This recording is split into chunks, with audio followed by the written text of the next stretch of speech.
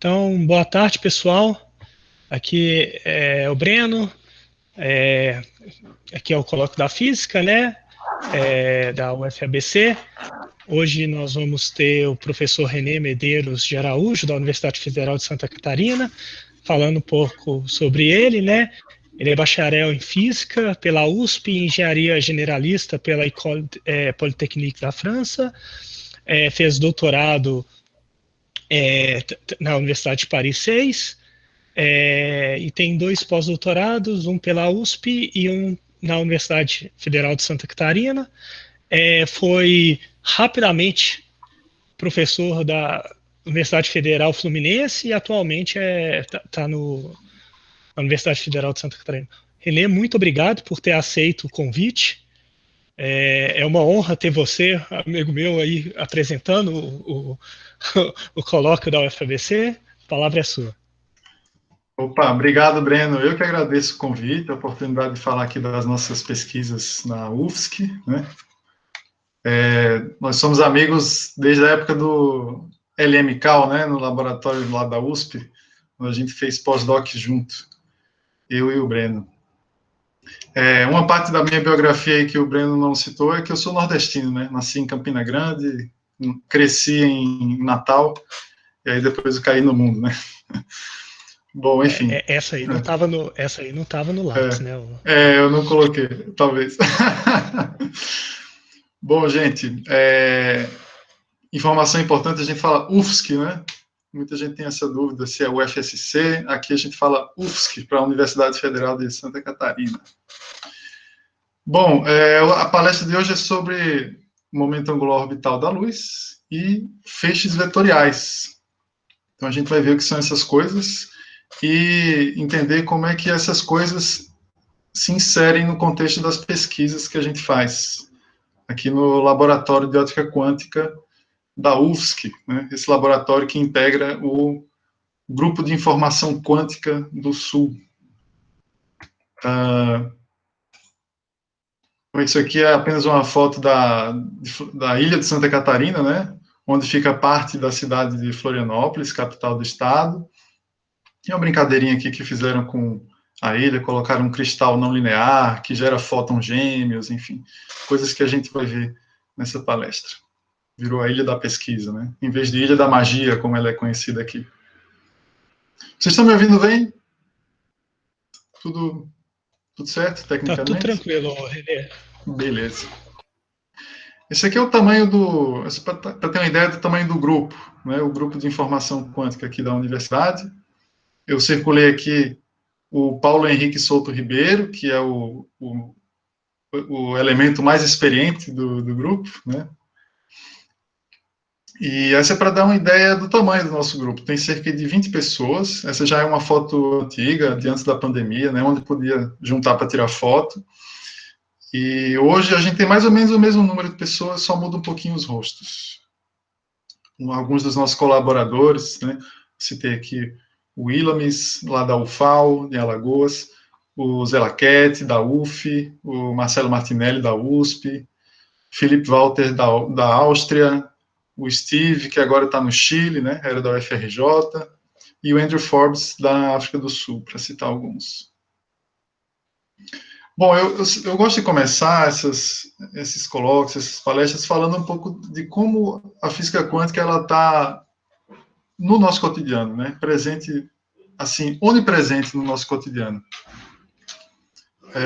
A gente costuma falar para os amigos e familiares que a física quântica é aquela coisa do pequeno, da molécula, do átomo, né, do fóton, mas a realidade é que a física quântica está no que é grande também, né? A gente só tem essas tecnologias de hoje, de semicondutores, de câmeras fotográficas, de smartphones, GPS, ressonância magnética, enfim, painéis solares, porque a gente tem uma compreensão desse mundo microscópico, que acaba se traduzindo no mundo macroscópico, né? Esse é um painel que resume um pouco as tecnologias quânticas presentes no nosso cotidiano, incluindo o laser. O laser, né, também é uma tecnologia quântica, porque para funcionar, ele depende da interação da luz com a matéria, e essa interação da luz com a matéria tem uma descrição quântica, que sem ela a gente não poderia colocar o laser para funcionar. E o laser, ele tem várias aplicações, né, das mais lúdicas e, digamos assim, desnecessárias, né, até coisas mais aplicadas, como corte de materiais, código de barra, depilação, cirurgias oculares, mídia digital, aplicações militares, iluminação de shows, observação astronômica, transmissão de dados via fibra óptica. E é via fibra óptica, inclusive, que chega a internet nas nossas casas, né? Às vezes, mesmo que não chegue via fibra óptica na sua casa diretamente, ela é distribuída pelo mundo, né, por fibra óptica. Então, eu não sei se todos sabem, mas isso sob as águas dos oceanos, né, no manto oceânico, tem um monte de cabo de fibra óptica distribuindo internet pelo mundo todo. Como vocês podem ver aqui no Brasil, por exemplo, tem cabos ao longo da costa, né, distribuindo internet pelo país. Então, a internet chega às nossas casas via laser. O que se propaga dentro dessas fibras ópticas é laser. É um laser que fica piscando, e ele está na faixa do infravermelho, então a gente não vê, né, mas os equipamentos detectam. Eu representei aqui um laser piscando, né? Eu não, essa figura está na Wikipédia, se não me engano. O laser aqui piscando como se fosse os zeros e uns, né, dos bits que são transmitidos pela internet. Gente, vocês podem me interromper, tá? Para fazer pergunta, não tem problema nenhum. Então, hoje a internet é digital, né? Como falei, tem zeros e uns, diferentemente de como era transmitidas informações em outras épocas. Inclusive, a gente gravava informação analógica no LP. Tem gente que ainda gosta de usar hoje em dia. Aqui vocês têm um GIF de uma agulha lendo o formato das ondas sonoras aí no LP, né? E, comparativamente, a gente tem aqui tecnologias como CD, DVD e Blu-ray, que foram muito presentes até pouco tempo atrás e hoje estão caindo em desuso cada vez mais, que registram a informação de maneira digital, ou seja, através de zeros e uns. Então, para entender um pouquinho como foi essa história, né, lá em meados do século passado, esse camarada aqui, o Claude Shannon, desenvolveu a teoria da informação, era uma teoria matemática para explicar como se comunica, né? Isso foi muito importante na época das guerras, no intuito de tentar entender o que é informação e como comprimi-la para otimizar a transmissão de informações, né? Inclusive, do ponto de vista criptográfico, essa teoria foi muito importante também. E essa teoria ocasionou o que a gente chama de revolução digital, que é algo que começou lá em meados do século passado, que persiste até hoje, a gente vive a revolução digital, né? E uma das características interessantes dessa revolução digital é que ela permitiu que a gente fizesse cópias das coisas muito exatamente. Quando você tem uma figura, uma foto analógica e você quer copiar, você fazia um xerox, né, a coisa podia perder qualidade. Hoje em dia, como as coisas são traduzidas em termos de zeros e uns, é só copiar exatamente a sequência de zeros e uns que a cópia sai perfeita. Então, compartilhar foto, PDF, música é algo banal hoje em dia e a cópia sai perfeita. Paralelamente a isso, tem acontecido as revoluções quânticas. No século XX, aconteceu a primeira revolução quântica, né, que são a criação de dispositivos que funcionam graças à compreensão quântica da matéria condensada e da interação da luz com a matéria condensada. Isso gerou toda esses dispositivos que a gente está usando agora, nesse momento, para se comunicar, né, entre outras tecnologias.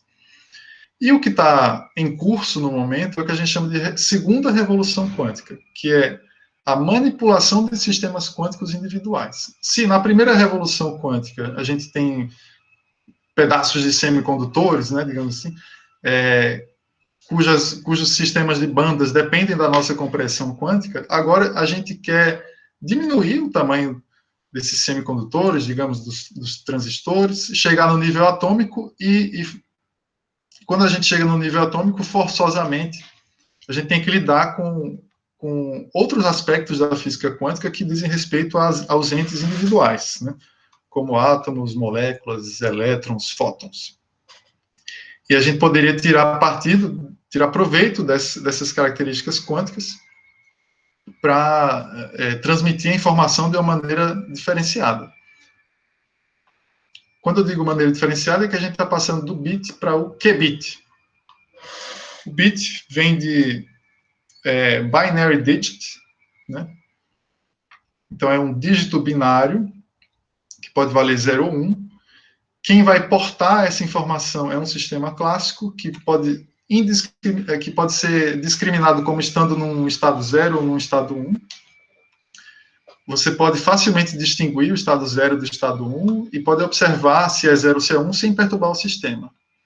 Já quando a gente passa para o mundo quântico, eu tenho um elétron, por exemplo, que está com o spin para cima ou spin para baixo, ou um fóton que está com polarização vertical ou polarização horizontal, a gente pode muito bem associar esses estados com os números 0 e 1, porém, a gente tem que levar em consideração o fato de que esses estados podem aparecer em formato de superposição. Você pode ter fótons que estão em polarização diagonal, elétrons que têm superposição de spin para baixo e spin para cima.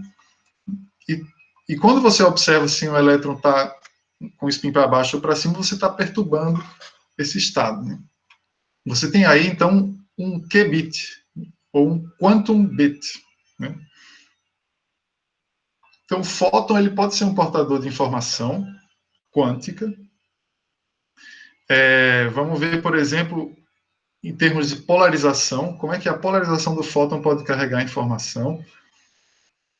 Eu tenho aqui o que a gente chama de um cristal de calcita. O que ele faz ele deixa passar reto os fótons com polarização horizontal e desloca para baixo fótons com polarização vertical, como vocês podem ver aqui. Então, eu tenho detectores H e V, né, para horizontal e vertical. O detector com a etiqueta H vai pegar os fótons que tiverem polarização horizontal e com a etiqueta V vai pegar os fótons que tiverem polarização vertical.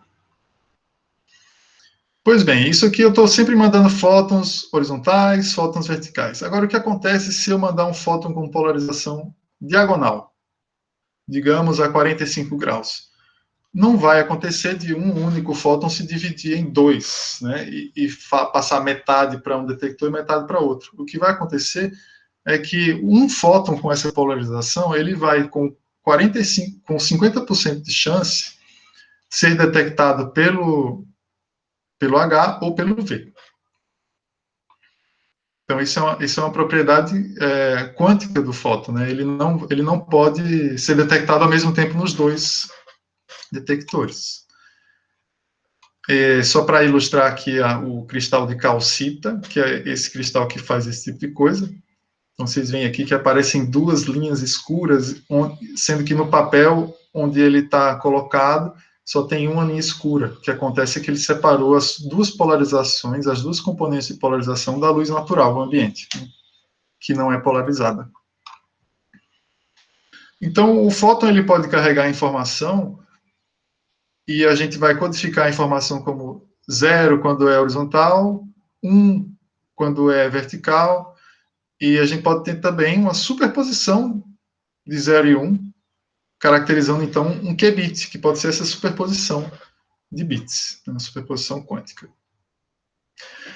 Conclusão aqui é que a polarização ela pode ser usada para codificar informação, mas não só a polarização pode ser usada. A luz ela tem outras propriedades, outros graus de liberdade. Eu vou entrar nos graus de liberdade espaciais que fazem, que tem a ver com o título dessa palestra aqui. Então, como descrever a luz? Né? Tem várias formas. Eu tenho o comprimento de onda, eu tenho a polarização, eu tenho o perfil espacial do feixe, olha só isso aqui, seria o formato do laser pointer, por exemplo, né?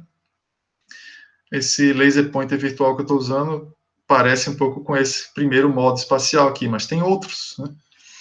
Que você pode criar, inclusive, usando aqueles filtros que dá para colocar na frente do laser pointer, né? Você pode girar e fazer formatos de laser.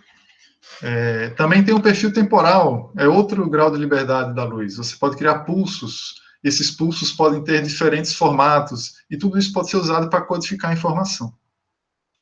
Então, você tem aqui os modos de propagação, que tem comprimento de onda, polarização e formato, né? Isso é suficiente para descrever a luz? Na verdade, não. Tem outra coisa ainda que entra na luz, que tem a ver com a intensidade dela, né? Então, é só para contextualizar um pouco aqui o que é ótica quântica, né, e os regimes com os quais se trabalham dentro da ótica quântica.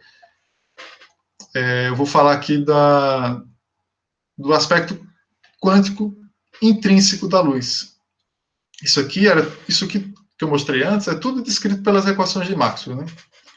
Agora, das equações de Maxwell, você não pode descrever, por exemplo, o que é um fóton, o que é a flutuação quântica da luz. Isso é essa quantização da luz. A primeira pessoa que trabalhou teoricamente com isso, né? Na verdade, não foi a primeira, mas, enfim, o Roy Glauber, em 2005, ganhou o Nobel por isso. Ele fez toda a teoria da coerência quântica da luz, lá em 1963. Então, o que é uma luz clássica? Luz clássica é uma luz que tem uma amplitude, uma fase, né, bem definida. Eu posso pensar assim numa luz perfeitamente coerente, uma senoide, e essa senoide ela tem uma amplitude e uma fase bem definidas. Isso pode corresponder a um ponto no espaço de fases.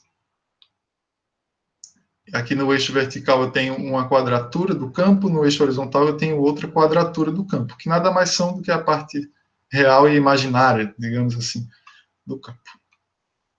Já a luz quântica, ela não pode ser um ponto nesse espaço de fase, ela tem que ser uma nuvem de incerteza. E o tamanho dessa nuvem, o tamanho mínimo dela, é dado pelo princípio de Heisenberg. Então, lá onde a gente vê em quântica que ΔX, ΔP tem que ser maior ou igual do que uma constante lá que eu não lembro qual é, que tem a ver com H cortado, né? Tem um equivalente para isso na ótica. Você tem relações do tipo variância da amplitude do campo vezes a variância da fase do campo tem que ser maior ou igual que uma certa constante. Isso existe, né? Isso leva a ondas desse tipo aqui, ó. A luz real, né, de verdade, que a gente vê, ela é assim, ela tem ruído. Ela tem variância na amplitude, variância na fase. E quanto maior a intensidade do campo, menos essa variância fica visível. Como vocês podem ver aqui, à medida que a gente desce no gráfico. Aqui como é que está o avanço aqui do tempo. Beleza. Então, na ótica quântica, a gente costuma fazer uma distinção entre modo e estado. Essa distinção é importante quando se trabalha na segunda quantização, né, que é quando você define operadores de criação e de aniquilação para os modos da luz. Os modos, eles são soluções da equação de Maxwell e descrevem as características clássicas do campo, que são as que eu já mencionei. Perfil transversal, perfil longitudinal, polarização. Já o estado, que é o estado quântico da luz, ele é uma solução da equação de Schrödinger. Então, você tem diversos tipos de estado. Você tem um estado coerente, que é o que você vê em lasers. Tem um estado de vácuo, que é quando não tem nenhuma intensidade, mas tem ali alguma flutuação do campo eletromagnético que ainda resta. E você tem outros tipos de estado, que eu não vou entrar no detalhe aqui, porque não é o tópico do colóquio, chamados estados comprimidos, comprimido de vácuo comprimido, perdão. E tem também os estados de Fock. que são os estados número, né? Estado de 1 fóton, 2 fótons, 3 fótons. Então, só para ficar bem claro, dentro desse regime aqui, a gente distingue modo e estado, né? Porque dentro de um modo você pode ter um monte de estatísticas de fótons possíveis, mas quando a gente se restringe a trabalhar sempre com um único fóton, é muito comum você falar em estado de polarização do fóton. Aquele fóton está com polarização horizontal ou vertical. Então, percebam que tem a distinção entre modo e estado, mas é muito comum no linguajar cotidiano a gente falar que o modo, que o fóton está num estado de polarização.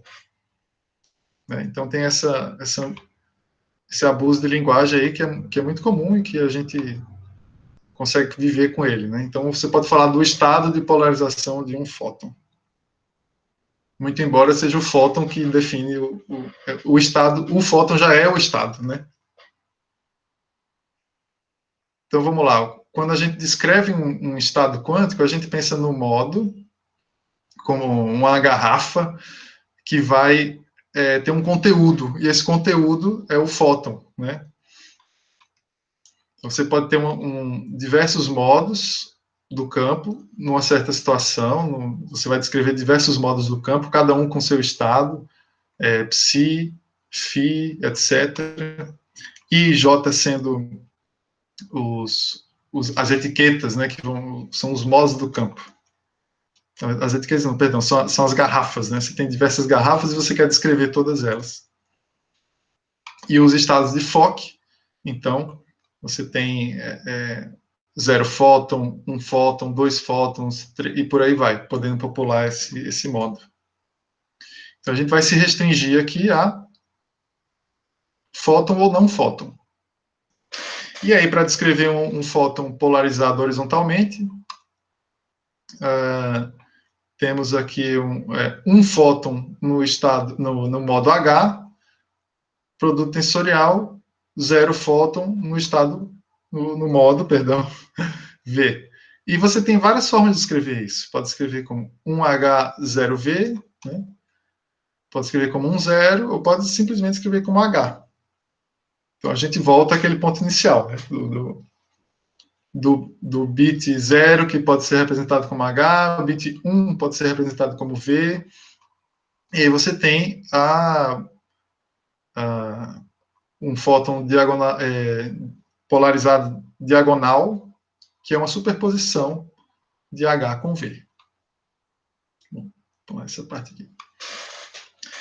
Perfeito. Então, se você tem um fóton, é possível codificar a informação na sua polarização através da noção de qubit, que em inglês é qubit, né? Então, um qubit com estados possíveis 0 e 1, na verdade, com autoestados 0 e 1, na verdade, ele pode ter vários tipos de superposição. Pode ter uma superposição genérica, aqui descrita, em que 2 ângulos intervêm na definição desse estado genérico, o ângulo θ e o ângulo φ. Você pode representar toda a variedade de estados de qubit nessa esfera aqui. Quando você está no polo norte, você está no estado 0, quando está no polo sul, está no estado 1. E à medida que você varia os ângulos da coordenada esférica, né, θ e φ, o ângulo polar e o azimutal, você está andando na casca esférica, definindo um estado psi. Então, todos os estados psi do qubit moram nessa esfera, né? A mesma coisa pode ser feita para a polarização da luz. Eu estou falando aqui na esfera de Bloch, ou esfera de Bloch, né? Que serve para qualquer qubit, de elétron, de átomo, de molécula, de fóton. Quando a gente fala na polarização do fóton, é muito comum usar outra terminologia. A gente chama essa esfera de Poincaré.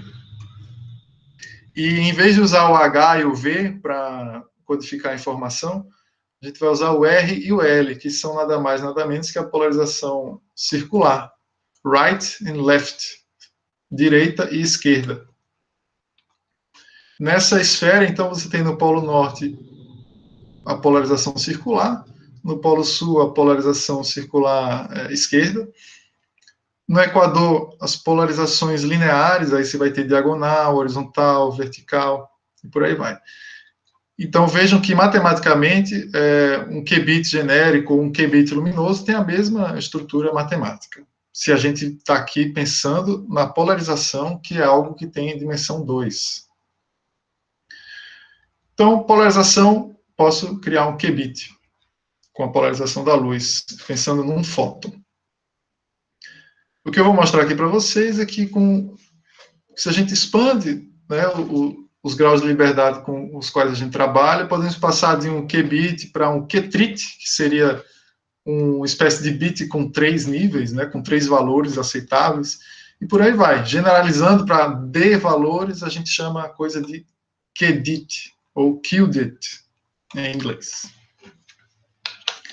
Se quiserem me interromper para fazer alguma pergunta enquanto isso. Bom, vamos lá. Então, vamos falar agora de feixes gaussianos, que são os feixes com formato que a gente está interessado e com os quais a gente trabalha no laboratório.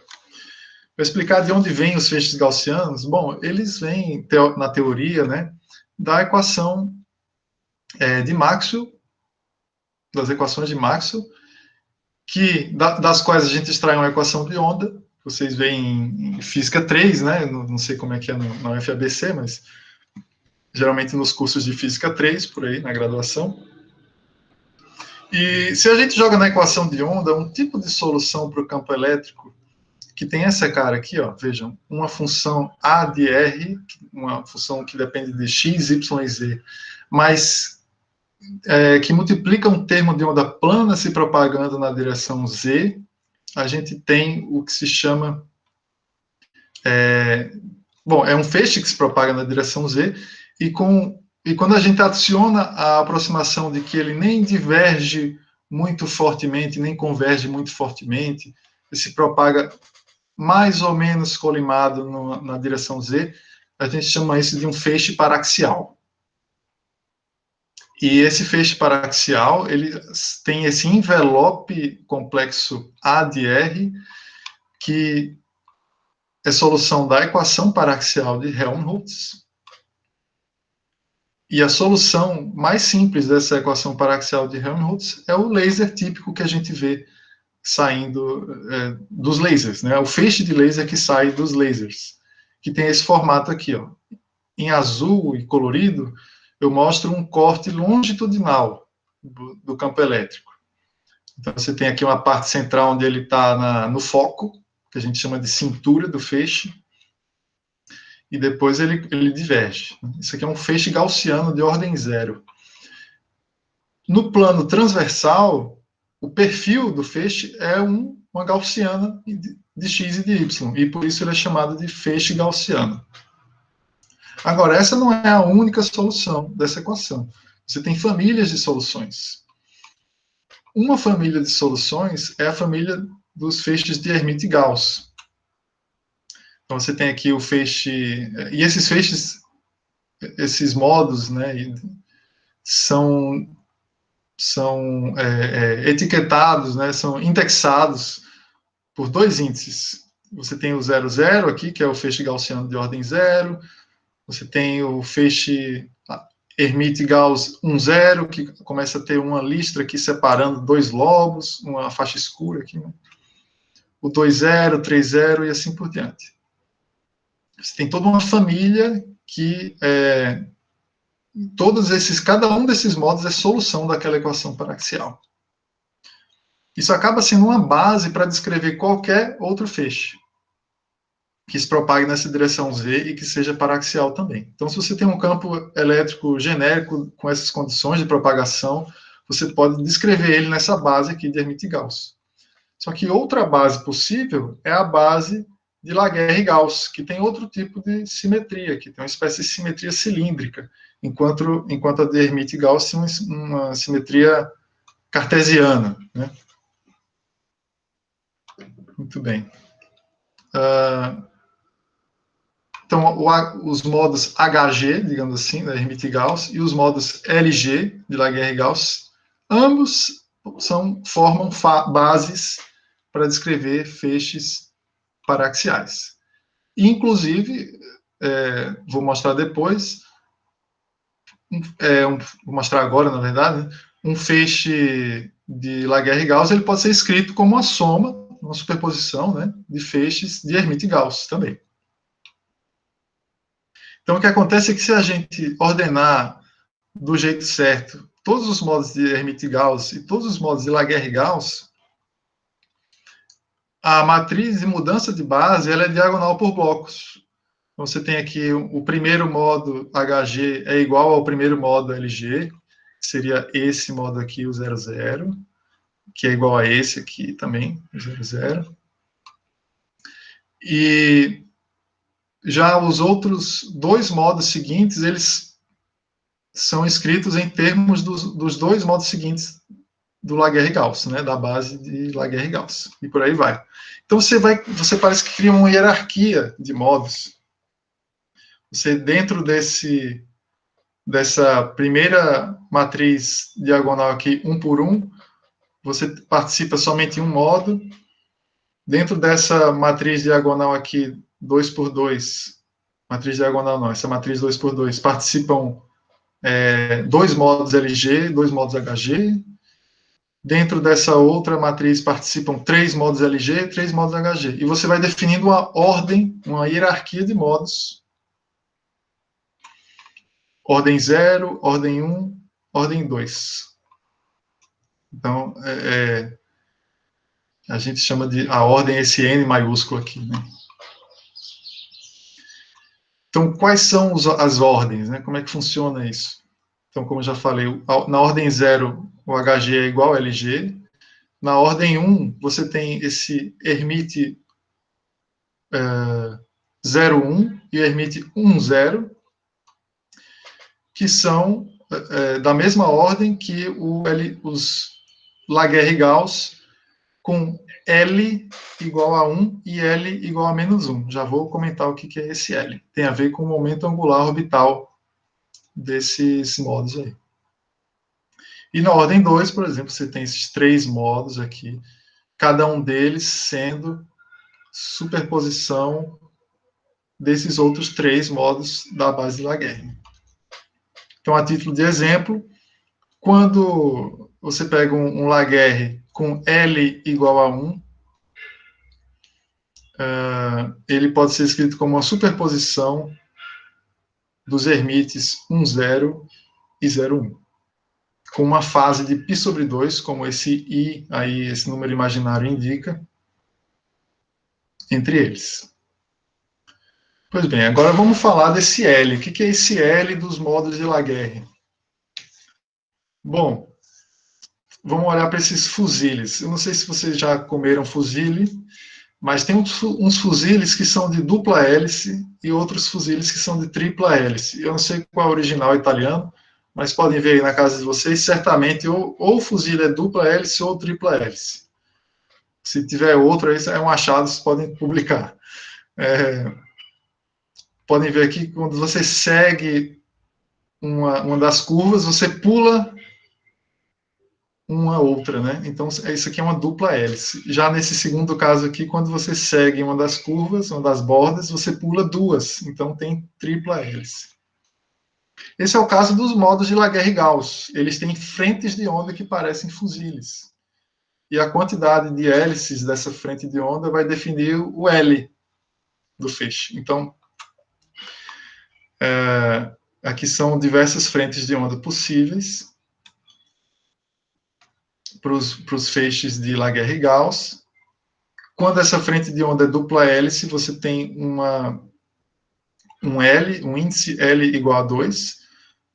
Tem um perfil aqui com um buraco no meio, um perfil de intensidade, né, de amplitude com um buraco no meio, enquanto o perfil de fase, ou seja, se você pegar um plano transversal à propagação, você vê que a fase vai girando azimutalmente, vai mudando, tem uma dependência azimutal, ela vai de 0 a 2π, e depois de 0 a 2π novamente, ou seja, de 0 a 4π.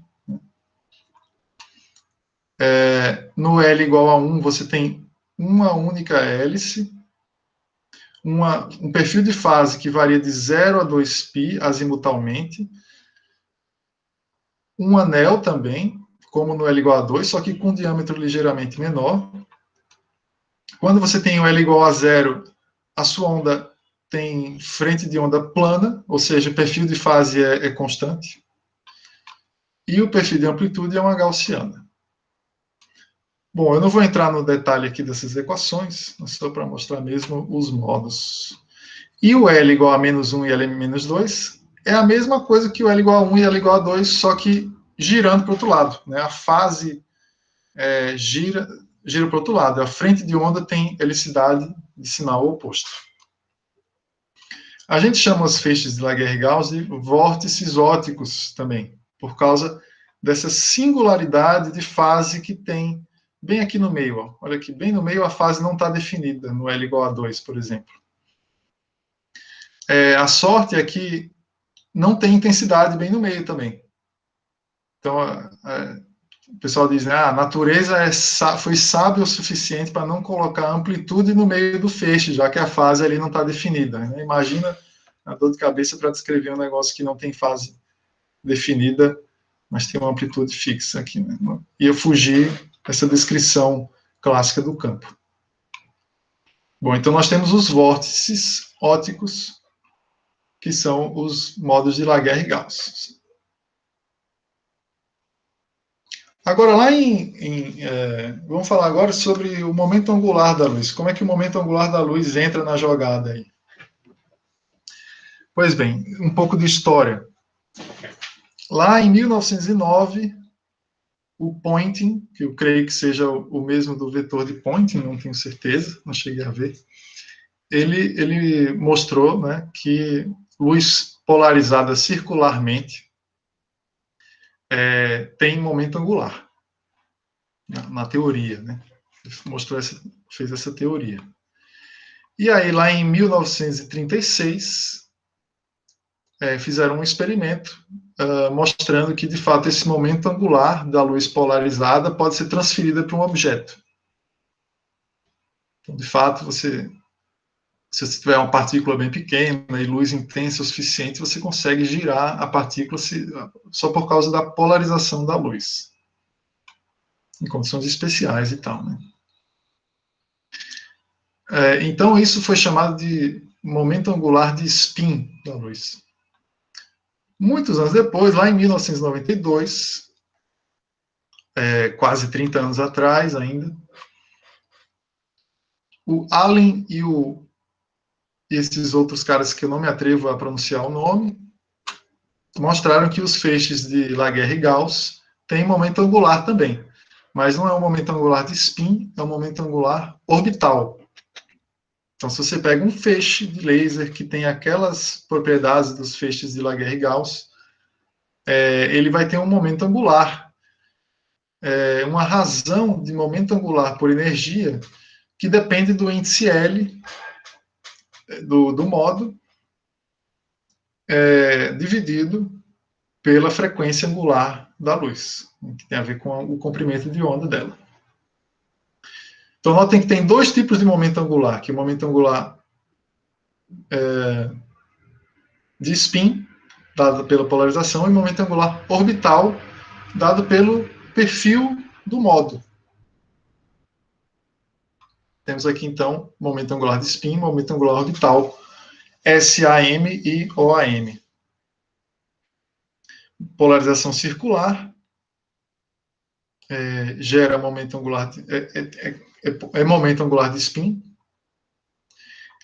Então, você tem aqui uma razão entre o momento angular de spin e a energia do feixe, que é mais ou menos 1 sobre ômega, o sinal de mais ou de menos é definido pela direção da polarização circular, né?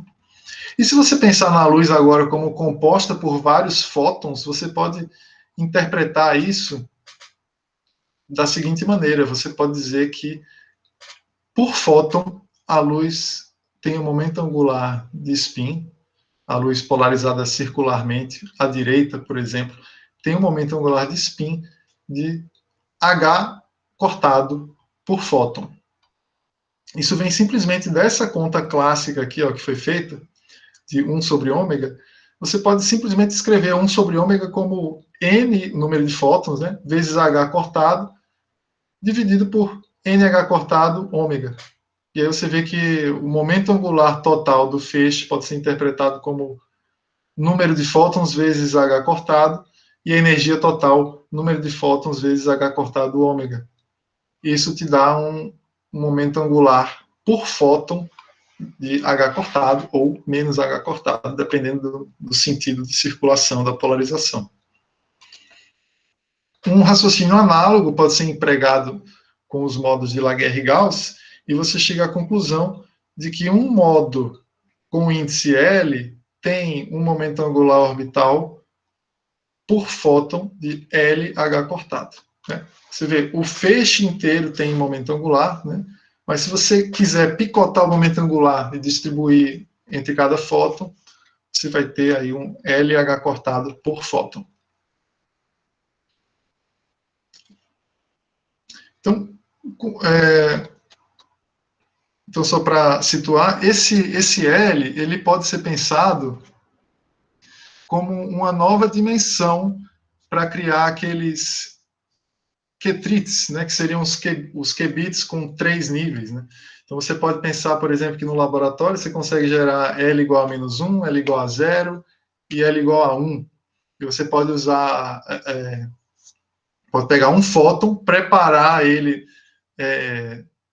em uma superposição genérica desses 3 estados aí, esses 3 modos, e trabalhar agora num espaço de dimensão 3, que vai além da polarização, que tem um espaço de dimensão 2. Então, é nesse sentido que o modo espacial ele pode servir como um novo grau de liberdade para codificar a informação. Escolher a família de Laguerre-Gauss ou a família de Hermite-Gauss é pura conveniência, né? Hoje em dia se fala muito em família de Laguerre-Gauss na nossa comunidade, por causa dessa questão do momento angular da luz, que é algo que parece que chama a atenção das pessoas. Né? Mas poderia muito bem trabalhar na outra base, a base de Hermite-Gauss, em vez da base de Laguerre-Gauss. Então, como é que eu gero esses modos com momento angular?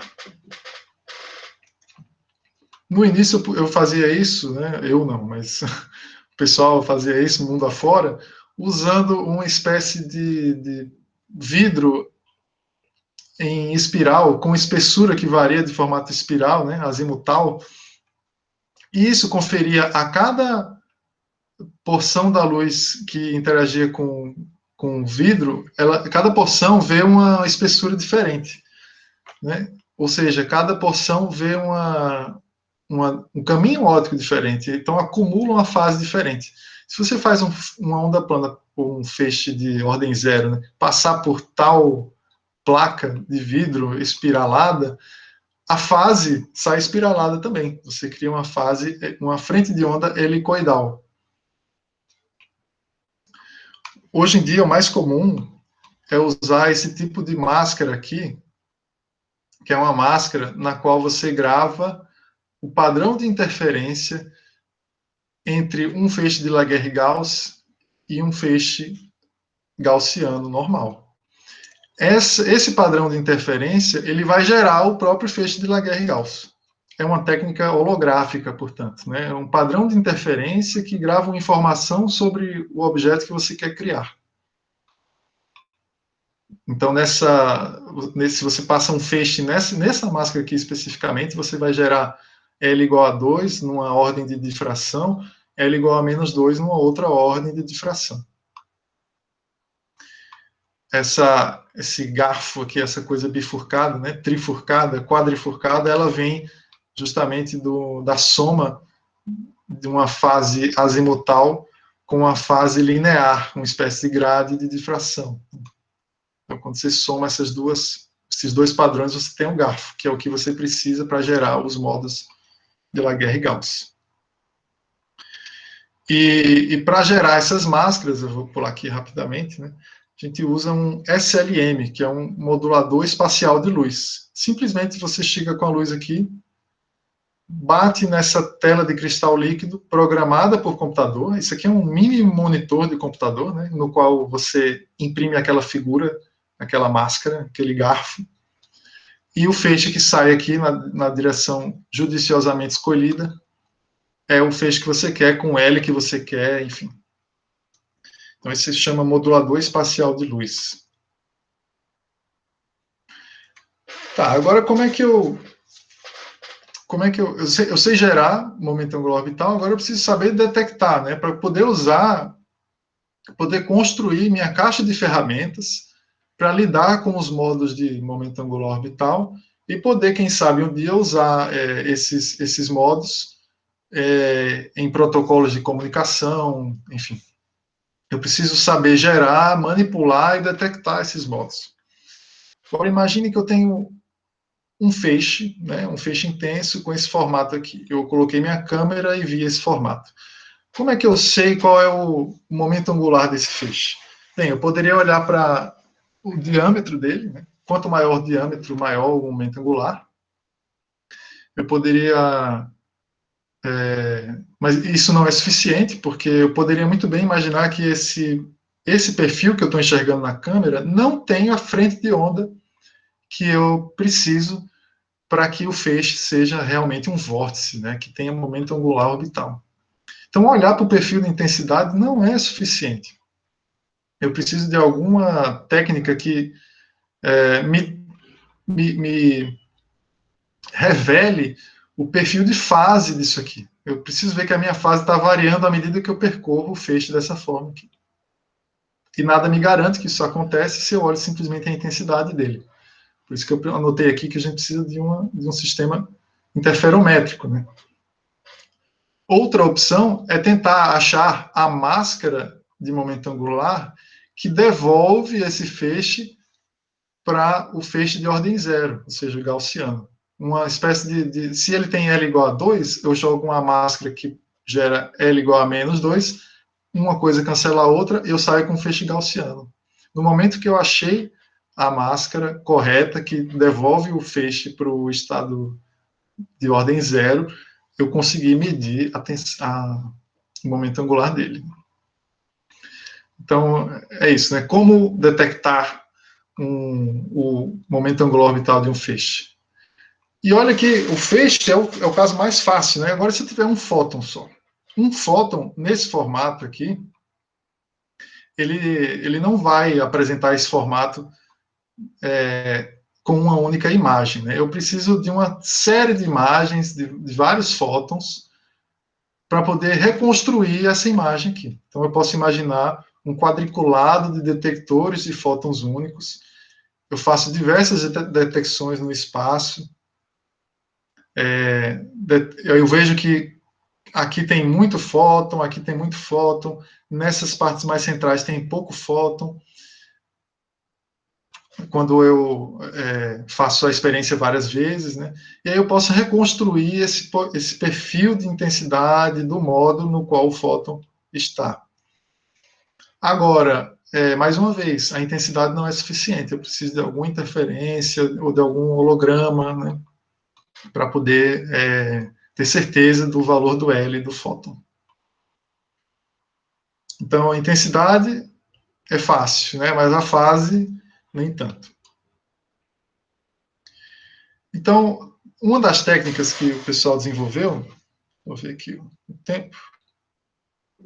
Uma das técnicas que o pessoal desenvolveu foi um separador de modos, que ele funciona da seguinte forma. Ele, assim como o prisma, que separa as cores da luz, esse mode sorter é um separador de modos, ele separa os modos de momento angular diferentes. Então, ele deixa passar reto o L igual a 0, manda para a direita o L igual a 1, manda para a esquerda o L igual a 2. Eu não vou ter tempo de passar nos detalhes técnicos disso aqui, mas grosso modo é o seguinte, ó, aqui na entrada você tem um modo com L igual a 1, por exemplo, ele vai passando por uma série de óticas, né, projetadas com formato esquisito aqui para abrir o modo. No momento que você abre o modo, você transferiu aquela dependência da fase que é azimutal para uma dependência da fase que é em X. Você desenrolou o modo, né? E uma vez que você tem isso, é só jogar esse modo aqui numa lente que, dependendo do tilt da frente de onda, quanto mais inclinada a frente de onda tiver, mais para a direita ou mais para a esquerda ela vai, indicando um L maior, né? Seja ele positivo ou negativo. Então é isso que eu explico aqui nesse slide. Ó. Quando a frente de onda está inclinada, vai para a direita ou para baixo, né? Inclinada para o outro lado, focalizado aqui do outro lado. Bem, então isso é uma forma de detectar os modos. E aí eu posso imaginar que superposições de L's também podem ser detectadas. Olha aqui, ó, um L igual a 1, ele vai aparecer lá no final desse mode sorter como uma mancha do lado direito. Já uma superposição de L igual a 1 com L igual a 2, L igual a menos 1 com L igual a 2, vai ser duas manchas. Uma do lado esquerdo e outra um pouco mais distante do lado direito. Então, vocês veem que realmente é uma espécie de prisma para momento angular orbital. Né? Ele separa as componentes. Opa, certo. Então, isso aqui faz parte da caixa de ferramentas para lidar com feixes em momento angular orbital. O outro elemento aqui que a gente vai discutir é o feixe vetorial, que em inglês é um feixe, vector vortex beam, né? É um feixe de vórtice que é vetorial. E o que é isso? Né? É um feixe que é um vórtice, mas a polarização dele não é mais constante ao longo desse plano, sobre todo esse plano transversal. Então, reparem bem, isso é muito importante, né? É muito comum a gente olhar aqueles modos de Laguerre-Gauss e achar que a polarização está espiralando, quando, na verdade, não é a polarização que espirala, né? É a frente de onda que é a espiral. Aqueles modos, eles podem muito bem ter polarização horizontal, constante, né? Podem ter polarização diagonal, podem ter polarização circular, independentemente daquela frente de onda espiralada, helicoidal. Então, são 2 graus de liberdade distintos. O que acontece é que esses feixes vetoriais, eles são tais que você não consegue descrever o feixe separadamente nos seus 2 graus de liberdade, o espacial e o de polarização. Você não consegue olhar para esse primeiro feixe aqui, por exemplo, e dizer, ele é um modo de Laguerre com polarização horizontal. Não, porque a sua polarização depende de onde você está olhando no feixe. Na parte inferior aqui a polarização é vertical, mas e lá em cima também, só que nas laterais a polarização é horizontal. Então é uma polarização que depende de x e y nesse plano transversal. Então a gente chama esse primeiro modo aí de modo radial, porque a polarização ela é radial, né? E esse último aqui, por exemplo, ele tem uma polarização azimutal. Quando você vai mudando o ângulo azimutal, o φ, saindo daqui e seguindo o fluxo no sentido anti-horário, a polarização vai girando junto com o ângulo azimutal. Pois bem, isso é um feixe vetorial. Agora, o feixe vetorial ele pode ser descrito naquelas bases de modos que eu falei anteriormente, né? Então, olha só. Esse primeiro modo radial, ele pode ser escrito como uma soma de 2 modos de Hermite, o 1,0 e o 0,1, o horizontal e o vertical, só que cada um com uma polarização diferente. Então, eu chamei aqui de psi-H e psi-V, essas funções de Hermite-Gauss, né? E EH, EV, os versores que vão dar a direção da polarização. Então vejam que esse modo, esse feixe vetorial radial, ele pode ser escrito da seguinte maneira: psi-H é H, mais psi-V é V. É o Hermite na horizontal, cuja polarização é horizontal também, e o Hermite na vertical, cuja polarização é vertical também. Já aquele último, que é um feixe vetorial azimutal, porque a polarização varia azimutalmente, ele tem H e V trocados aqui, ó. Ele é um Hermite na horizontal com polarização na vertical, mais um Hermite na vertical com polarização na horizontal. Certo? E, por sua vez, cada um desses Hermites, eles podem ser descritos como uma combinação de modos de Laguerre. Esse Hermite horizontal, ele é um Laguerre com L igual a mais 1, somado com um Laguerre com L igual a menos 1. Esse aqui também. E aí você pode abrir essa expressão em 4 termos e ver como que o feixe vetorial se escreve na base de Laguerre-Gauss. Então, os modos de Laguerre-Gauss, eles também servem para construir os modos de feixes vetoriais, como esses aqui. Esses feixes, eles ganharam muita importância ultimamente, né, por causa dos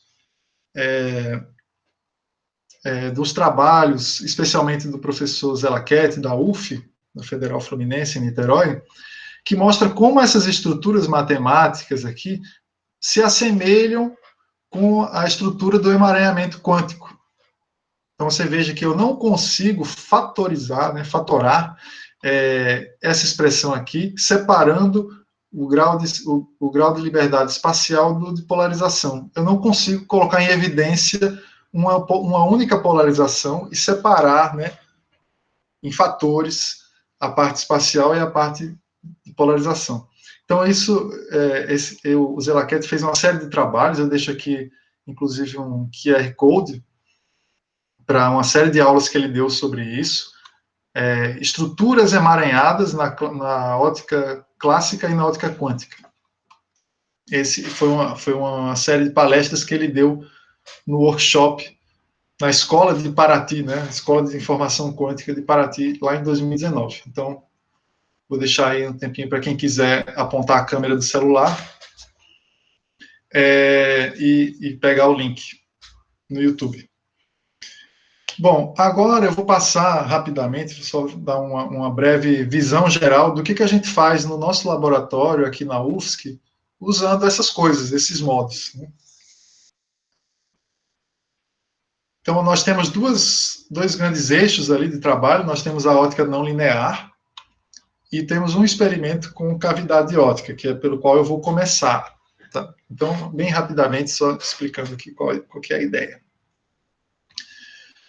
A cavidade ótica, para quem nunca viu, é um interferômetro. São espelhos que fecham, confinam a luz dentro de um caminho. No caso, aqui nós temos uma cavidade triangular. São 3 espelhos e a luz tem um percurso triangular dentro desses 3 espelhos. O interessante da cavidade ótica é que ela tem picos de ressonância, né? A luz, apesar dela estar confinada ali dentro desses 3 espelhos, quando você manda ela por fora da cavidade, ela pode atravessar a cavidade. Imaginem uma situação de uma cavidade com 2 espelhos somente, com alta reflectância, né? Se você manda luz por um dos espelhos, boa parte da luz é refletida, mas um pouquinho entra, né? E constantemente um pouquinho está entrando.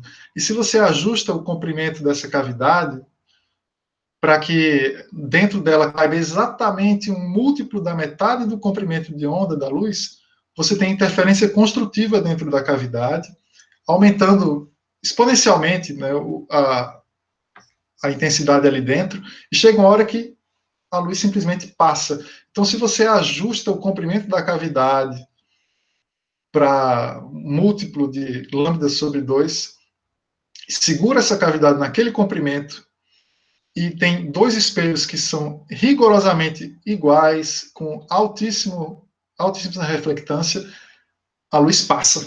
A luz simplesmente passa por eles por causa desse efeito de ressonância. O que a gente vê nesse experimento é que os comprimentos para os quais a luz passa depende do modo. Se você tem um modo de ordem 0, o comprimento é tal. Se você tem um modo de ordem 1, ou seja, um L igual a 1, um Hermite de ordem superior, você tem uma fração de comprimento de onda que você precisa deslocar para que a luz passe. Isso é uma espécie de detector de modo espacial da luz. Né? Aqui, por exemplo, vocês veem uma foto do osciloscópio em que na direção X é o tempo, porque a gente está mudando periodicamente o comprimento da cavidade de maneira eletrônica, microscópica, né? E vendo picos de intensidade luminosa aparecerem conforme a gente passa por esses comprimentos que deixam a luz passar, os comprimentos de ressonância. Esse pico mais alto é um modo de ordem 0, esse pico mais baixo é um modo de ordem 2, é um modo de Laguerre que não tem momento angular orbital, e esse, que pois ele não é um vórtice, né?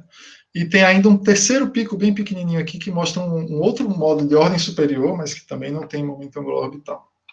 Então a gente usa essa cavidade como uma forma de detectar modos. É uma alternativa ao separador de modos que a gente viu.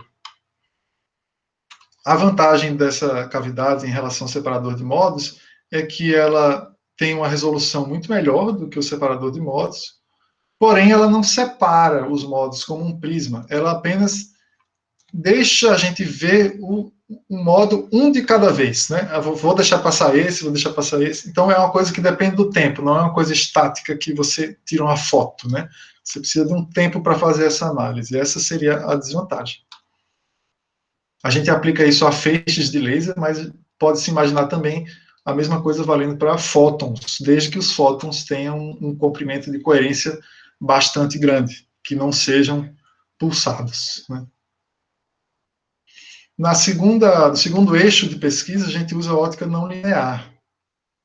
E seria basicamente um cristal não linear que interage com uma luz muito intensa, chamada de pump, ou bombeio, feixe de bombeamento. E esse feixe de bombeamento, interagindo com o cristal, vai gerar outros dois feixes, de cores distintas da cor inicial do bombeio. Quando você tem mudança de cor, em geral, na ótica, é ótica não linear, né?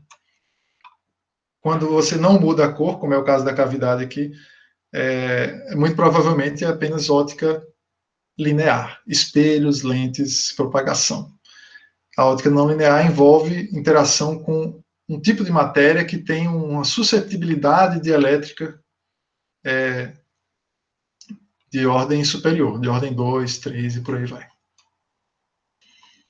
Então, a gente usa no laboratório esse fenômeno de conversão paramétrica espontânea, que é quando um fóton do bombeio se transforma num par de fótons, que a gente chama de Signal e Idler, por razões históricas, né? Então, realmente um pacote de fóton dividido em dois pacotes, né? A gente costuma dizer que o pacote de onda é indivisível, mas ele é divisível, sim, desde que você mude de cor, que você passe para fótons que isoladamente têm energia menor, né? Então você pega um fóton azul e transforma em dois fótons infravermelhos, por exemplo. Isso é possível, perfeitamente possível. Isso é um efeito puramente quântico, essa conversão paramétrica espontânea, é uma coisa quântica, e ela conserva, felizmente, o momento e a energia. Então, esse vídeo aqui é para mostrar que esses pares de fótons, eles são gerados não só numa direção específica, mas em todo um conjunto de direções. Você pode ter pares de fótons gerados em várias direções, formando uma espécie de cone luminoso da interação paramétrica. Então, um dos experimentos que a gente tem feito aqui, né, lá no laboratório, é de estimular um dos um dos braços aqui, o braço do sinal, por exemplo, o signal, com um feixe intenso também, de maneira a estimular mais conversão de fótons, né? Isso é coisa que o Einstein conseguiu descrever teoricamente mais de 100 anos atrás, que de maneira similar ao laser, quando você estimula um processo quântico com luz coerente, o efeito do bunching de fótons, né, vai estimular, vai aumentar a eficiência de conversão. Então, mais pares de fótons vão ser gerados. Isso permite que a gente observe com câmeras CCD o que é gerado, em vez de contadores de fótons, que são mais caros, mais difíceis de utilizar, demoram mais para acumular dados, né? Quando você tem mais pares de fótons, você atinge uma intensidade suficiente para medir a coisa com a câmera CCD. Isso permite estudar as propriedades da interação entre o cristal e o pump, sem perda de informação. Você só não tem mais informação sobre a estatística de fótons, mas os modos que intervêm, que interagem, que são acoplados nessa interação, você consegue extrair essa informação, sim, apenas usando câmeras CCD. Então, a gente faz muitos experimentos usando conversão paramétrica estimulada por um segundo feixe que entra aqui ao lado do pump. Então, só para mostrar um pouco, assim, só mostrar muitas figuras, sem entrar nos detalhes, né? Nós fizemos o que se chama de conjugação de fase com modos espaciais da luz. Então, vejam que a gente tem aqui um SLM que produz um modo que vai divergindo e passando pelo cristal até chegar na câmera. E o que a gente viu é que esse modo, o formato desse modo aqui determina o formato desse outro modo, que vem pelo outro braço. É como se a onda retardada, não, a onda avançada, desculpa, se você voltasse no tempo, né? Se você voltasse no tempo da câmera até o cristal, é como se você refletisse esse feixe no cristal e o formato dessa reflexão é que vai dar o formato do feixe gerado, né? A interpretação que a gente dá é essa. O modo do Idler é a onda avançada do modo do signal. A onda avançada é simplesmente a onda propagada de volta no tempo, né? Essa é apenas uma interpretação.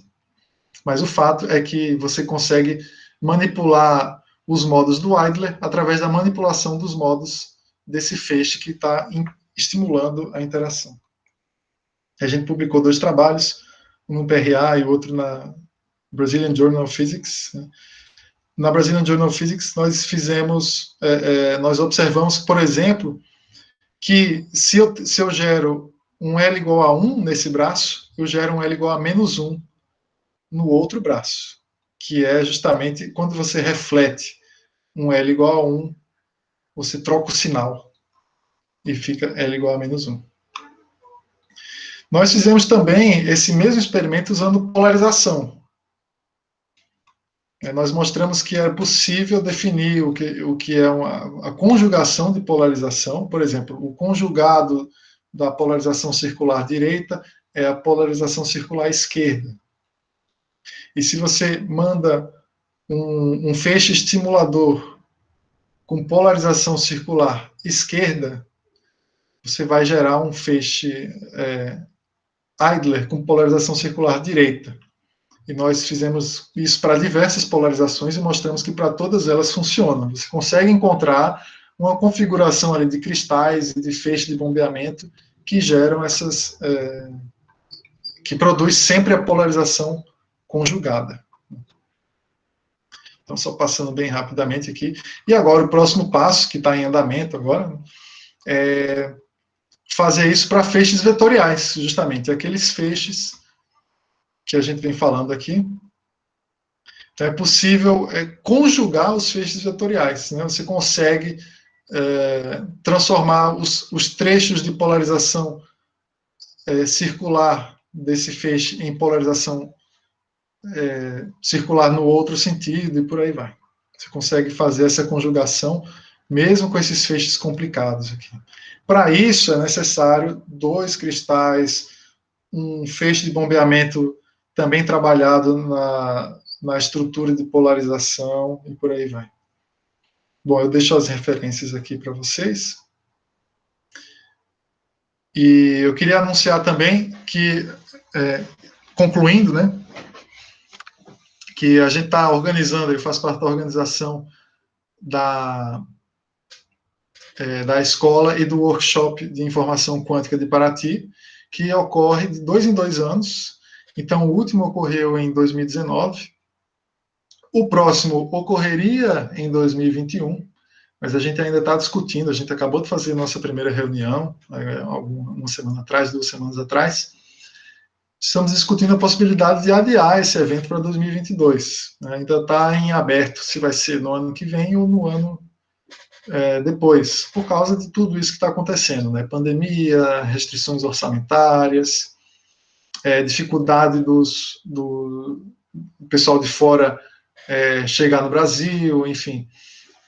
Então, eu só queria deixar claro para vocês que a gente está trabalhando nessa organização e pode ser que esse evento seja adiado em 1 ano. Estamos vendo essa possibilidade. Para concluir, aqui mostro as fotos das nossas mesas ópticas no laboratório de óptica quântica da UFSC, e agradeço mais uma vez o convite e estou aberto aí às questões. Muito obrigado, Renê. Eu abro para perguntas. Quem quiser pode ou fazer no chat ou abrir só o microfone e já começar a falar.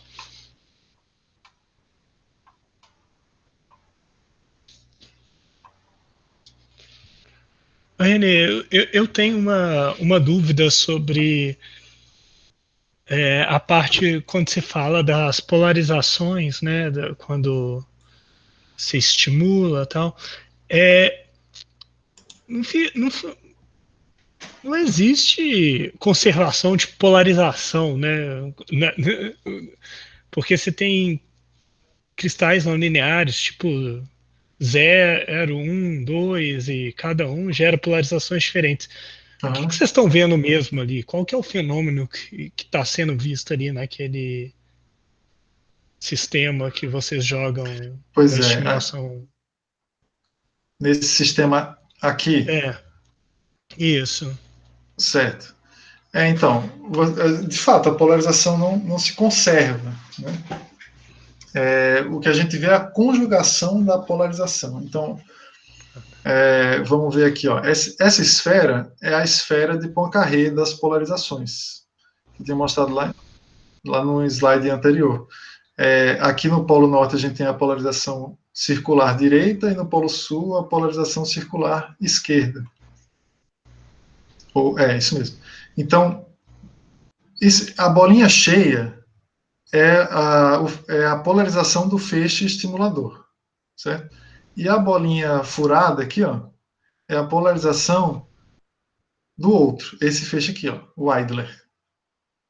Então, quando o signal está na polarização circular direita, o Idler está na polarização circular esquerda. Ou aproximadamente isso, né, por causa das imperfeições experimentais. Já se eu tiver um signal aqui, ó, numa polarização que é elíptica, em teoria, o Idler deveria estar aqui.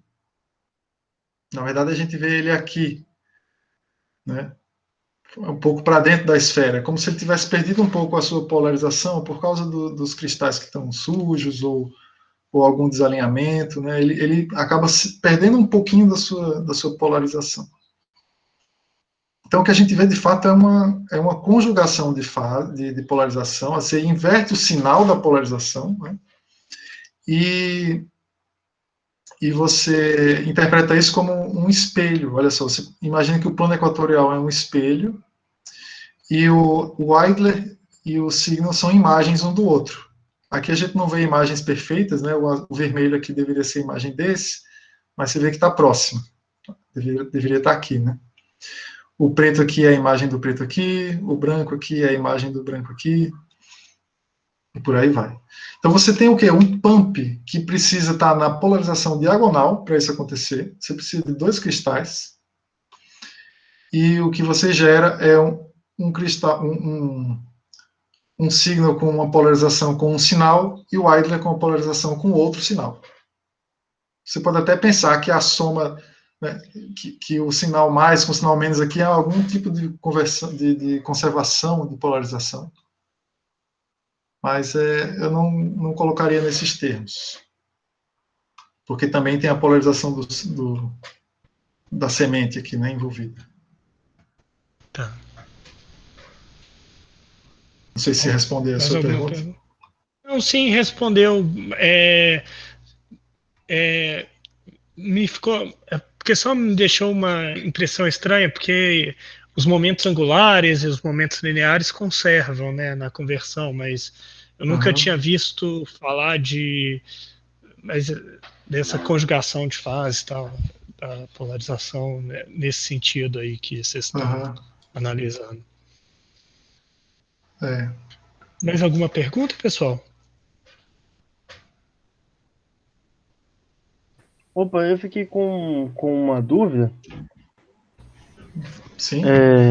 Quando você chegava na parte, quando você tinha as combinações vetoriais, você tinha uma diferença do psi mais pro φ menos, se eu não me engano. Né? É isso mesmo, do psi menos pro φ mais, mas só que parece que é só uma rotação, né? Que diferente do radial pro azimutal, né? Parece que é só uma rotação. Isso na parte de você fazer detecção, como é que fica para diferenciar esses modos que eu fiquei um pouco confuso. Perfeito. Parece que eles são mais complexos de diferenciar do que os outros. Perfeito. O que a gente faz? Olha só, vou mostrar aqui voltar aqui. Eu vou começar falando de como a gente detecta a polarização, certo? Que é usando esse esquema. Você precisa de 2 placas de onda e um PBS. Eu não sei se você está familiarizado com isso, mas são elementos que mudam a polarização da luz antes de chegar no detector. Certo? Então, se eu tenho, por exemplo, se eu pego um detector, na frente do detector eu coloco um polarizador na direção horizontal e vejo a luz passar, eu posso pensar que a luz está na polarização horizontal, mas se eu deixar o polarizador na vertical e a luz passar também, eu vejo que ela tinha uma componente vertical. Então eu preciso fazer várias medidas em várias componentes de polarização, horizontal, vertical, diagonal, antidiagonal, circular direita, circular esquerda, para verificar, para decompor a polarização nessas diversas bases e ter certeza de onde a polarização está na esfera de Poincare. Certo? Isso é uma coisa. A outra coisa é qual é o formato da luz que chega aqui nesse detector. Se eu ajusto os meus dispositivos aqui para deixar passar somente a polarização horizontal e eu vejo um Hermite deitado, ou eu vejo um Hermite em pé, vai fazer a diferença, certo? Então, se eu voltar lá nas figuras que servem para decompor os modos, então aqui, eu ajusto o meu detector de polarização para a polarização vertical e eu vejo isso aqui, um Hermite deitado. Então eu tenho certeza que eu não estou no modo radial, certo? Porque se eu tivesse ajustado para a polarização vertical, eu teria visto um Hermite em pé. Então você filtra a polarização e vê qual o modo que sai. Então você tem uma dica de qual é o feixe vetorial que você está detectando. Era isso que você queria saber? Não, era isso mesmo. Muito obrigado. Nada. Mais alguma pergunta? Opa, Breno, eu tenho sim. Renê, tudo bem? Bom, primeiro, Opa. queria agradecer aí a aula de ótica quântica. Faz um tempinho que eu não trabalho com ótica, alguns 2, 3 anos, mas você acabou tirando várias dúvidas que eu sempre tive e nunca tinha coragem de perguntar. Que bom. Então, obrigado aí pela palestra. Você explicou de uma maneira muito, muito didática aí, tudo. Mas eu fiquei com umas dúvidas aí a respeito. Uma coisa que sempre me deixou encucado foi essa questão aí do momento angular orbital da luz, é que a gente pode chamar dessa forma. Quando você tem absorção de um fóton, tá? Por um átomo, por exemplo, você tem conservação do momento angular, tá? Ou você tem um momento angular mais H cortado ou menos H cortado. Se agora você pega um feixe desses com um momento angular orbital, o que você espera na absorção pela matéria? Você espera que esse momento angular orbital se conserve também? Olha, boa pergunta. Eu confesso que eu não fui muito a fundo nessa questão, mas alguma lei de conservação você vai ter que ter, né? O que é importante, eu diria, para começar a responder essa questão, qual é o estado em que esse modo se encontra, né? Porque o modo, ele tem esse índice L. Esse índice L ele é tirado da física clássica, né, das equações de Maxwell. Agora, se você começa a popular esse modo com fótons, você vai colocando mais momento angular orbital lá dentro. Se você tiver um único fóton no modo com L igual a 1, o momento angular vai ser H cortado. Se você tiver 2 fótons no modo com L igual a 1, vai ser 2H cortado, né? Então, qual é o tipo de luz que você está fazendo essa interação com a matéria? É um estado quântico de Fock?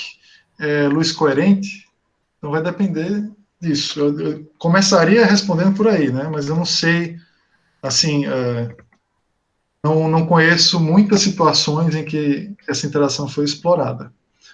O que eu sei, por exemplo, é que tem gente fazendo armadilha de átomos, eu não lembro se é átomo ou se é íon, usando esses modos de Laguerre. E o átomo fica aprisionado ali na linha da singularidade de fase. Né? Tem gente também fazendo pinça ótica com esse tipo de modo. Agora, a nível quântico, realmente eu não sei como ficariam essas conservações. O que eu diria é que depende do estado quântico da luz naquele modo. Certo, entendi. De fato, quando você pensa em interação com um único átomo, um feixe desses, de fato a interação vai correr fóton a fóton. Então é provável que haja conservação. Não sei, essa é uma hipótese. Né? Em relação ao que o Breno colocou, realmente você não pode esperar uma conservação de polarização. Eu já no passado fiz duplicação de frequência em cavidade e de infravermelho polarizado de uma forma, o azul ou o violeta sai polarizado na vertical. Então não existe uma conservação de polarização mesmo, né? Não se espera isso. Outra dúvida que eu estava em relação ao trabalho de vocês, específico agora, em relação à cavidade de vocês. Né? Certo. Eu não figura nada para fazer mood matching, né? Que é o casamento de modo do teu laser com o modo da cavidade. E faz um tempinho que eu não trabalho com isso, mas eu lembro quando você jogava um laser de qualquer jeito numa cavidade que você construía, né? Ao invés de você ver os picos bonitinhos ali que você está mostrando, de fato você via uma multidão de picos. E se eu escaneasse lentamente a cavidade, uma coisa bacana de fazer isso, se for no Fabry-Perot, no outro lado do Fabry-Perot, você consegue ver os modos, né? Mesmo você entrando com o modo gaussiano bonitinho, você vê assim, um zoológico de modos, à medida que você escaneia a cavidade, se você não tem um acompanhamento de modos muito bons, né? Perfeito. E aí, quando eu vi esse teu slide aqui, eu lembrei disso, E essas fotos que você tirou foi logo após a cavidade. Ali você tem os picos e, por exemplo, a foto do módulo, é isso mesmo? Isso mesmo. Bom, mas o que eu ia falar para você é o seguinte, isso que me gerou dúvida. Mesmo que eu entre com o modo gaussiano TM00 numa cavidade, mesmo que seja uma cavidade de Fabry-Pérot, se eu não tiver perfeitamente alinhado, eu consigo ver um zoológico de módulos passando pela cavidade, produzido pela cavidade. Perfeito. Então, eu queria saber como é que vocês têm certeza que o que está saindo ali é realmente aquele módulo ou não algo produzido pela cavidade. Isso. Então, a maneira como a gente olha para isso é a seguinte: a cavidade, ela define a sua base de módulos, né? Na verdade, mesmo quando você trabalha com a família de Laguerre-Gauss, você não tem só uma família de Laguerre-Gauss, você tem infinitas famílias de Laguerre-Gauss, cada uma com um tamanho de cintura, né? Você tem a cintura do módulo de ordem 0, e aí você define os de ordem superior. Você poderia ter uma outra cintura e definir uma outra família de feixes maiores e de ordem superior. Então, a cavidade, ela define a família, né, começando pela cintura. Os modos de ressonância da cavidade têm uma certa cintura. Então, eu não coloquei o mode matching aí, mas existe, tá? E a gente ajusta a cavidade, o feixe de laser, para que ele caia certinho, isso é o ajuste inicial, né? Para que ele esteja casado perfeitamente com a cavidade. O que a gente faz com SLM é mudar o feixe. Por exemplo, a gente joga um feixe menor do que o laser, né? A gente modula a amplitude do feixe para que ele saia daqui, ó, com a cintura menor. Quando a gente faz isso, é que aparecem esses picos que você pode interpretar basicamente como picos de mode matching ruim, né? Mas eu posso também gerar outros modos, aqui eu posso gerar uma superposição de modos de Hermite ou de modos de Laguerre a partir daquele feixe previamente casado com a cavidade, né, e ver que, de fato, aparecem esses modos que eu gerei com o SLM. Entendi. Então, imagino que o primeiro ajuste que você faça é deixar o SLM como simplesmente um espelho e observe só o modo gaussiano e só os picos do modo gaussiano, é isso? Isso mesmo. E aí você ajusta aqui, ó, essa figura aqui. Certo, compreendi. E última pergunta, tem algum motivo para você usar uma cavidade em anel, ao invés de você usar um Fabry-Pérot? Boa pergunta também. Tem, sim. Esse aqui é o motivo financeiro, né? Isso aqui foi o primeiro experimento que eu montei chegando na UFSC, e tinha aqui, você sabe que na cavidade ela tem a reflexão, né? A reflexão dessa cavidade sai por aqui. Ela não volta para o laser. Se eu tivesse uma cavidade linear, ela voltaria para o laser, desestabilizando ele. E aí a gente precisa de um isolador óptico, que é caro, né? Mas acabou que essa cavidade triangular ela é interessante, porque os picos de ressonância para os modos de Hermite horizontal e vertical são diferentes, são distintos. Eles entram em ressonância para comprimentos de cavidade distintos. Já na cavidade linear, isso não acontece. Então, essa cavidade é um bom separador de modos de Hermite, no fim das contas. Entendi. Obrigado, René. De nada. Mais alguma pergunta? Tem um tempinho para mais uma? Oi. Opa. Eu tenho uma pergunta mais para o lado fundamental da coisa. Lá no início da sua apresentação, Certo. Você falou que precisa separar tipo uma expressão para o modo e do estado, em descrever eles separadamente, porque um são soluções das equações de Maxwell e outro da equação de Schrödinger. Perfeito. Mas quando você junta essas duas coisas, nós sabemos que as equações de Maxwell elas são invariantes em relação às transformadas de Lorentz, e a equação de Schrödinger não é. Então, como é que fica, por exemplo, a interpretação de tempo nessa função de onda? Essa função de onda você diz do lado direito desse slide ou do lado esquerdo desse slide? Você precisa das duas para descrever o fóton, não? Isso, Então, essa é a minha pergunta. o fóton é um estado específico, né, da luz, um estado quântico específico, e ele pode estar populando qualquer módulo, né? Você pode mudar a sua base e passar de Hermite para Laguerre e ainda assim ter um fóton. Você só está mudando a base em que você descreve aquele fóton. Mas eu não sei se eu entendi a sua pergunta, na verdade. Não foi bem essa questão.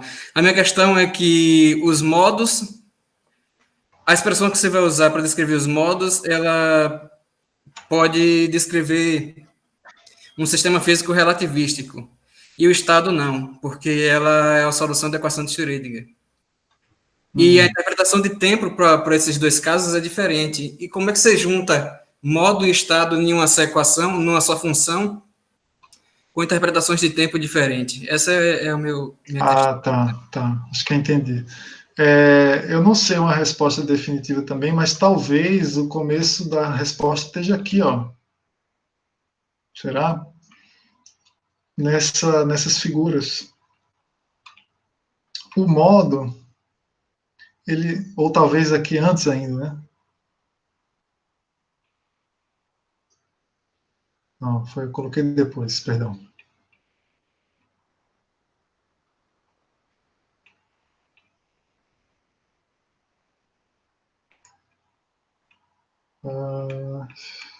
Aqui.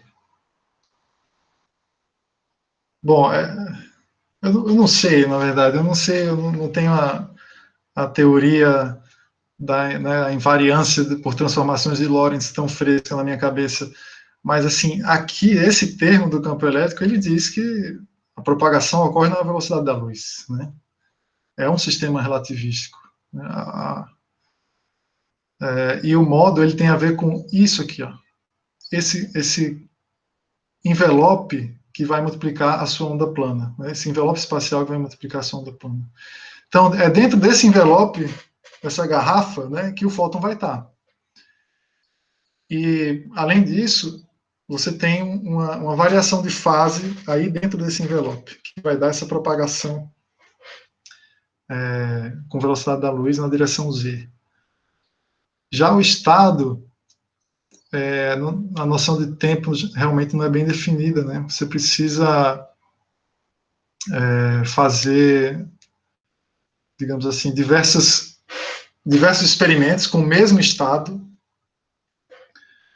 para ter uma estatística que vai determinar que você mediu aquele estado, né? Não sei, me sinto sambando aqui.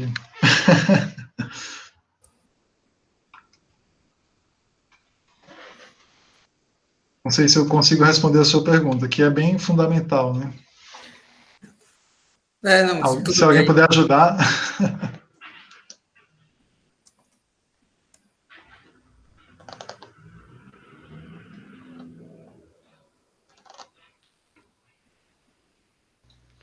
Ted, eu acho que você vai ficar sem resposta. Não sei se tem uma... Só uma pergunta aqui, então. Já, dentro dessa parte aí que o Ted falou, é porque a gente tem as equações de Maxwell, que é uma coisa que é basicamente, você pode interpretar como uma coisa basicamente relativística, mesmo que seja clássica. E as equações de Schrödinger é da mecânica quântica, mas não relativística. A ideia não seria basear uma formulação relativística da mecânica quântica? Tá fugindo completamente do que eu posso comentar, eu não faço ideia. Seria mais ou menos isso, mas acontece que o curioso é que a equação de Schrödinger consegue descrever bem essas coisas, né? Ela modela bem os experimentos, mesmo sendo não relativístico. Essa que é um fato bem... que eu acho que, assim, eu não sei, eu não faço ideia do qual caminho seguir, né? Assim, se é necessário mesmo ter uma equação na mecânica quântica relativística, ou até, assim, qual seria o nível de correção, né? Eu não faço ideia, assim, é uma questão fundamental mesmo. Eu também, assim, eu também estou só suponhando aqui uma coisa aqui, que eu nem da área, eu nem da área não sou. Bom, eu fico pelo menos feliz que esses slides e a minha falta, né, de resposta tenha suscitado alguma questão tão fundamental quanto essa. Realmente é algo a se pensar. Bom, eu fico devendo a resposta. René, mesmo sem as respostas dessa última questão, muito obrigado pela apresentação, foi ótima, deu uma visão geral da área. Eu agradeço por todo mundo aí que está na palestra. Valeu, viu? Obrigado, gente. Obrigado, Breno, pelo convite. Obrigado a todo mundo que participou aí, que teve paciência, que fez questões relevantes, difíceis. Obrigado mesmo.